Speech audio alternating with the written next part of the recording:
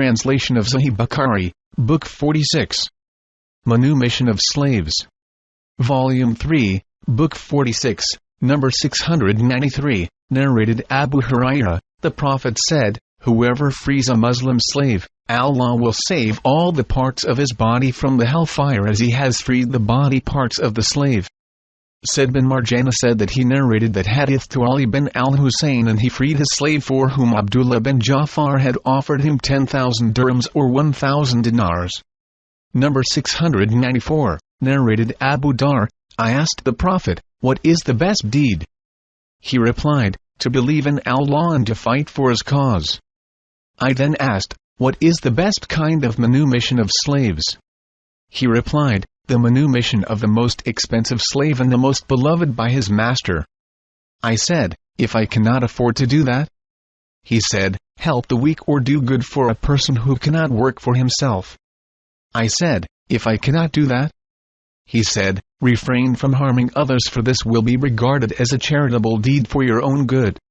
Number 695, narrated Asma bin Abu Bakr, "The Prophet ordered us to free slaves at the time of solar eclipses." Number 696, narrated Asma bin Abu Bakr, "We were ordered to free slaves at the time of lunar eclipses." Number 697, narrated Ibn Umar, "The Prophet said, whoever manumits a slave owned by two masters, should manumit him completely, not partially, if he is rich, after having its price evaluated." Number 698, narrated Abdullah bin Umar, Allah's Apostle said, "Whoever frees his share of a common slave and he has sufficient money to free him completely, should let its price be estimated by a just man and give his partners the price of their shares and manumit the slave. Otherwise it is if he has not sufficient money he manumits the slave partially." Number 699, narrated Ibn Umar, Allah's Apostle said, "Whoever manumits his share of a slave, then it is essential for him to get that slave manumitted completely as long as he has the money to do so. If he has not sufficient money to pay the price of the other shares after the price of the slave is evaluated justly, the manumitted manumits the slave partially in proportion to his share." Number 701, narrated Ibn Umar, "The Prophet said, he who manumits his share of a slave and has money sufficient to free the remaining portion of that slave's price justly estimated, then he should manumit him by giving the rest of his price to the other co-owners." Nafi added, "Otherwise the slave is partially free." Ayyub was not sure whether the last statement was said by Nafi or it was a part of the hadith. Number 702, narrated Ibn Umar, that he used to give his verdict regarding the male or female slaves owned by more than one master, one of whom may manumit his share of the slave. Ibn Umar used to say in such a case, the manumitted should manumit the slave completely if he has sufficient money to pay the rest of the price of that slave, which is to be justly estimated, and the other shareholders are to take the price of their shares, and the slave is freed, released from slavery. Ibn Umar narrated this verdict from the Prophet. Number 703, narrated Abu Hurairah, that the Prophet said, "Whoever frees his portion of a common slave." Number 704, narrated Abu Hurairah, the Prophet said, "Whoever frees his portion of a common slave should free the slave completely by paying the rest of his price from his money if he has enough money. Otherwise the price of the slave is to be estimated and the slave is to be helped to work without hardship till he pays the rest of his price." Number 705, narrated Abu Hurairah, the Prophet said, "Allah has accepted my invocation to forgive what whispers in the hearts of my followers, unless they put it to action or utter it." See Hadith number 657, Volume 8. Number 706, narrated Umar bin al-Khattab, the Prophet said, "The reward of deeds depend on intentions, and every person will get the reward according to what he intends. So, whoever migrated for Allah and His Apostle, then his migration will be for Allah and His Apostle, and whoever migrated for worldly benefits or for marrying a woman, then his migration will be for what he migrated for." See Hadith number 1, Volume 1. Number 707, narrated Qais, when Abu Hurairah accompanied by his slave set out intending to embrace Islam, they lost each other on the way. The slave then came while Abu Hurairah was sitting with the Prophet. The Prophet said, "O Abu Hurairah, your slave has come back." Abu Hurairah said, "Indeed, I would like you to witness that I have manumitted him." That happened at the time when Abu Hurairah recited the following poetic verse. What a long, tedious, tiresome night! Nevertheless, it has delivered us from the land of kufr, disbelief. Number 708, narrated Abu Hurairah, on my way to the Prophet I was reciting. What a long, tedious, tiresome night! Nevertheless, it has saved us from the land of kufr, disbelief. I had a slave who ran away from me on the way. When I went to the Prophet and gave the pledge of allegiance for embracing Islam, the slave showed up while I was still with the Prophet, who remarked, O Abu Hurairah, here is your slave. I said, I manumit him for Allah's sake, and so I freed him. Number 709, narrated Qais, when Abu Hurairah accompanied by his slave came intending to embrace Islam, they lost each other on the way. When the slave showed up, Abu Hurairah said to the Prophet, I make you witness that the slave is free for Allah's cause.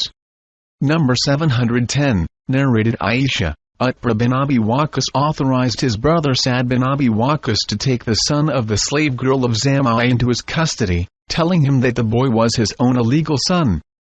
When Allah's apostle went to Mecca at the time of the conquest, Sa'd took the son of the slave girl of Zam'a to Allah's apostle and also brought Abu bin Zam'a with him and said, O Allah's apostle, this is a son of my brother Utbah who authorized me to take him into my custody.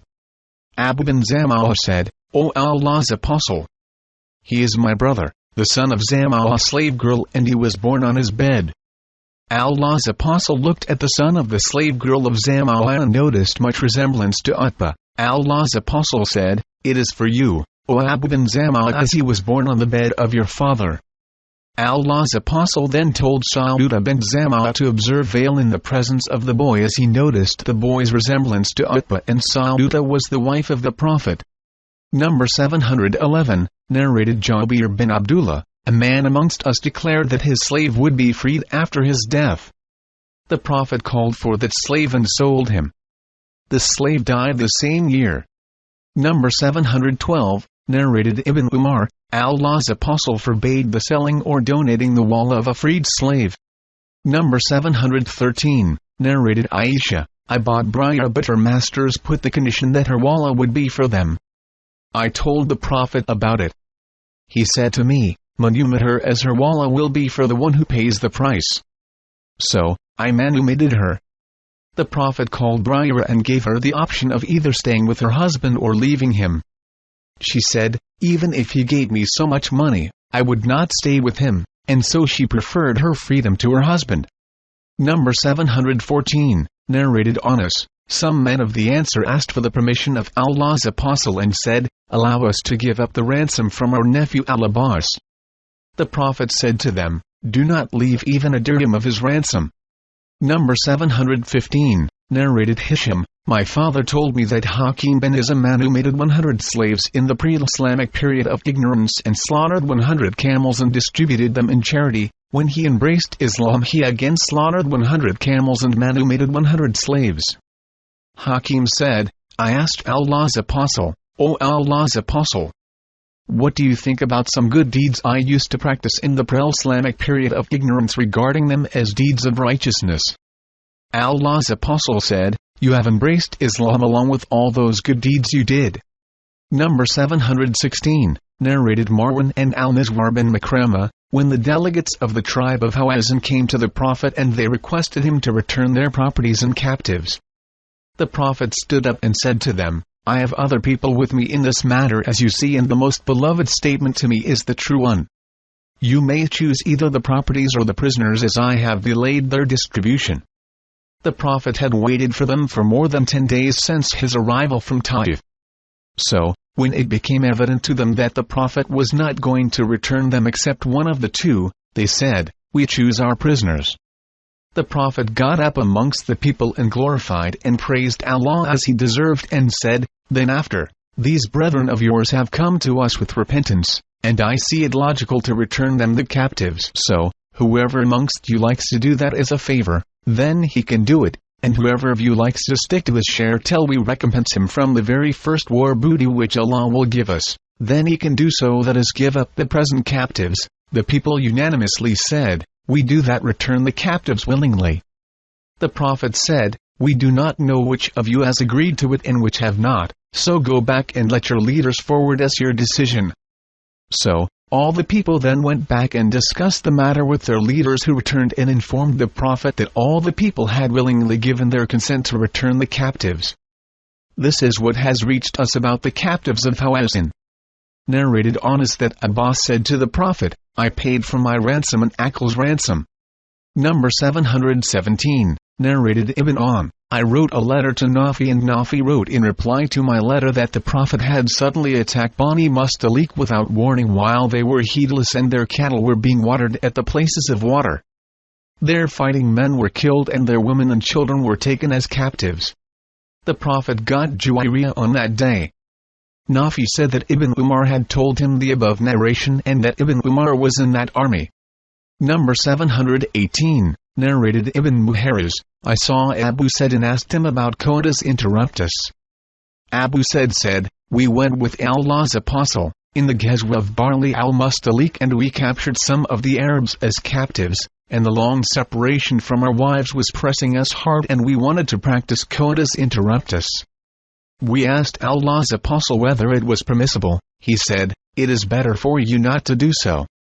No soul, that which Allah has destined to exist, up to the day of resurrection, but will definitely come into existence." Number 719, narrated Abu Hurairah, "I have loved the people of the tribe of Bani Tamim ever since I heard 3 things Allah's Apostle said about them. I heard him saying, these people of the tribe of Bani Tamim would stand firm against Ad-Dajjal. When the sadaqat, gifts of charity from that tribe came, Allah's Apostle said, these are the sadaqat, that is charitable gifts of our folk. Aisha had a slave girl from that tribe, and the Prophet said to Aisha, manumit her as she is a descendant of Ishmael the Prophet." Number 720, narrated Abu Musa, Allah's Apostle said, he who has a slave girl and educates and treats her nicely and then manumits and marries her, will get a double reward. Number 721, narrated Al-Murar bin Suwaid, "I saw Abu Dar al-Ghifari wearing a cloak, and his slave, too, was wearing a cloak. We asked him about that, that is how both were wearing similar cloaks. He replied, once I abused a man and he complained of me to the Prophet. The Prophet asked me, did you abuse him by slighting his mother? He added, your slaves are your brethren upon whom Allah has given you authority. So, if one has one's brethren under one's control, one should feed them with the like of what one eats and clothe them with the like of what one wears. You should not overburden them with what they cannot bear, and if you do so, help them in their hard job." Number 722, narrated Ibn Umar, Allah's Apostle said, if a slave is honest and faithful to his master and worships his Lord Allah in a perfect manner, he will get a double reward.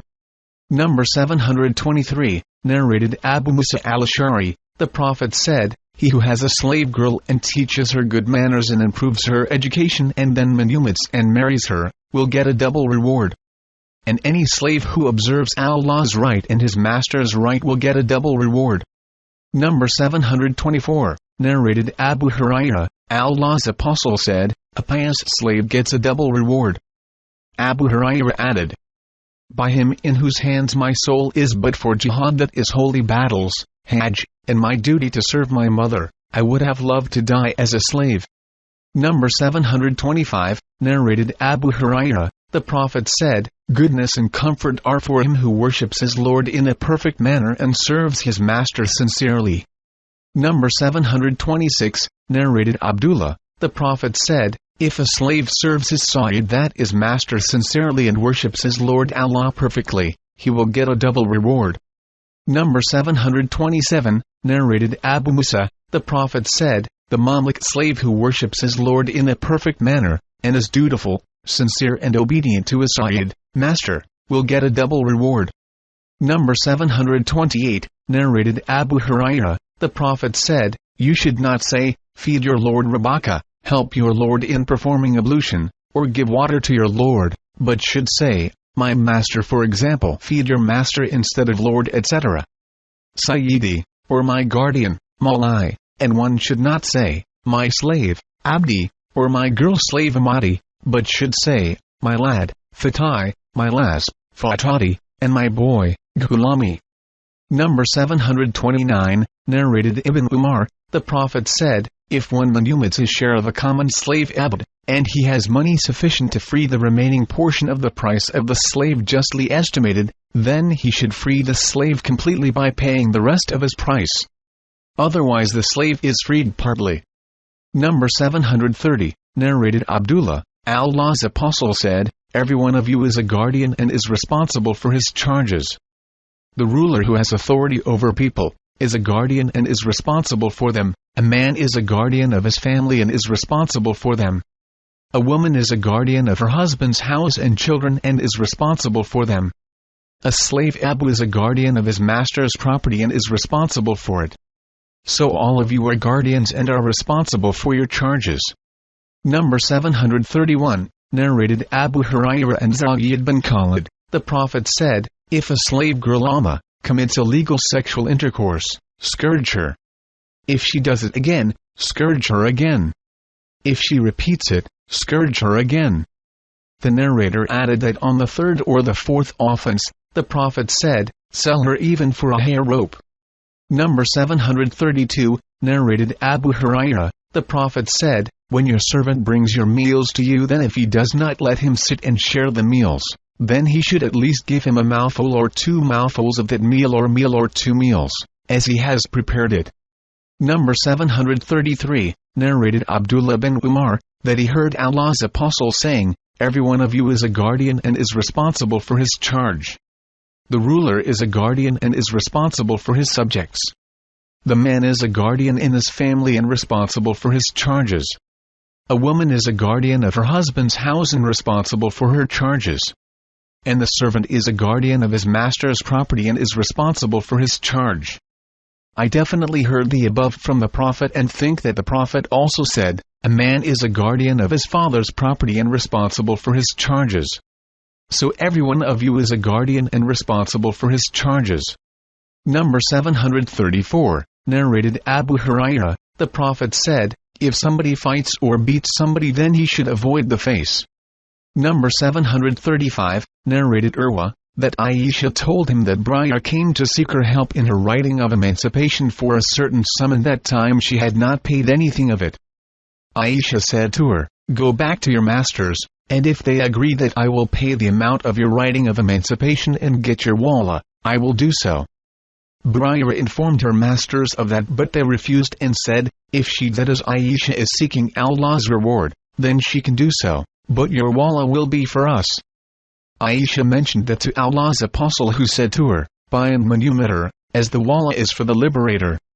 Allah's Apostle then got up and said, what about the people who stipulate conditions which are not present in Allah's laws? Whoever imposes conditions which are not present in Allah's laws, then those conditions will be invalid, even if he imposed these conditions 100 times. Allah's conditions laws are the truth and are more solid. Number 736, narrated Abdullah bin Umar, Aisha wanted to buy a slave girl in order to manumit her. The girl's masters stipulated that her walla would be for them. Allah's Apostle said to Aisha, what they stipulate should not stop you, for the walla is for the liberator.